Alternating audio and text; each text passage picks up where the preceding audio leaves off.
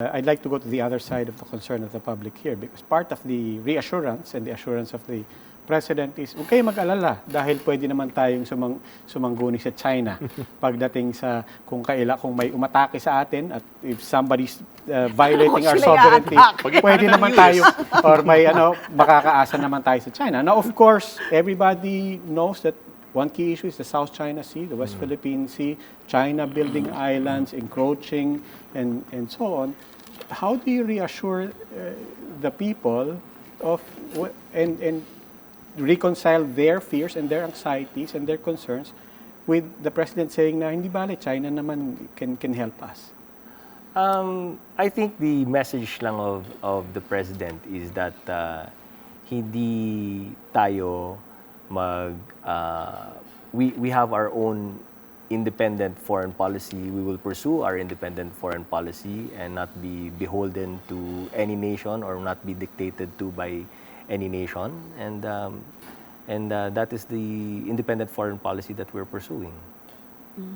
But that wasn't even in the picture before Senator De La Rosa's visa. It was about the visa. Canceled, right? No, well, the President has always said naman that it wasn't just the issue on Senator Bato. It was something that he has been thinking about for a long time already. And so it's not fair to assume or to say that it was just because of Senator Bato. But he did say it.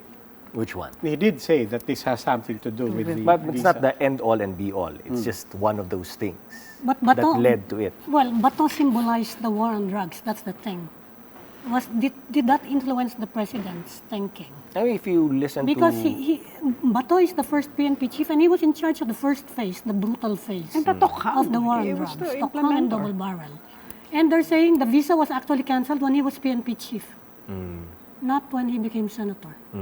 So it had nothing to do either with the Lima or anything like that. I don't know when that visa was canceled, Yeah. but be that as it may, ang sinasabi lang ni Pangulo na ito matagal na rin niyang iniisip at when he made that decision, I think it was because of all of that pressure being applied by certain officials, high officials from the United States, na as if dictating upon us how to run the government and how our legal processes and our due processes and our prosecution and the cases in court is supposed to run.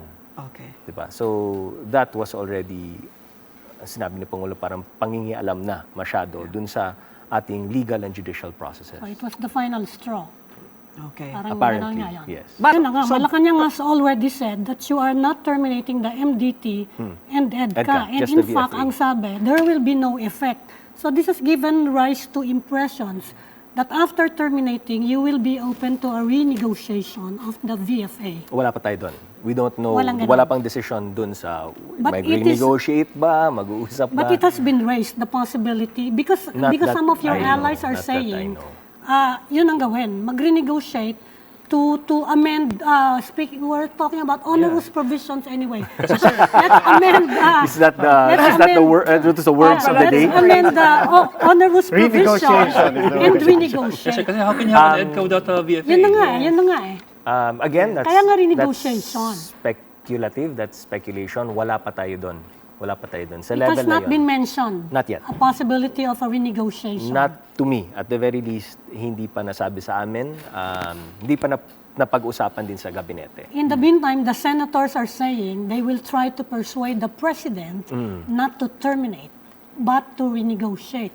Will Malacanang be open to that? These include allies of the president. I think naman if that is the sentiment of the Senate, then obviously if we need to dialogue with them, then it's up to the president. Really. So it's an open thing. He could send. It could still change then. Because if he's open to renegotiate or at least He's dialogue open to the with Senate. wala pa namang siyang sinasabi na ganun. Okay, so I'm it's just not saying, set in stone. Which one? The VFA decision. No, the VFA decision is already to terminate. No, but they're saying that there can be no EDCA if there's no VFA. I mean, these two go hand in hand.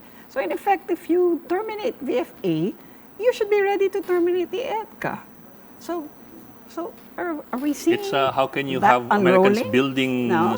structures on our bases if they're not even allowed to visit? Yes. As No, troops? I understand what Yeah. you're saying, but like I said, wala pa tayo doon.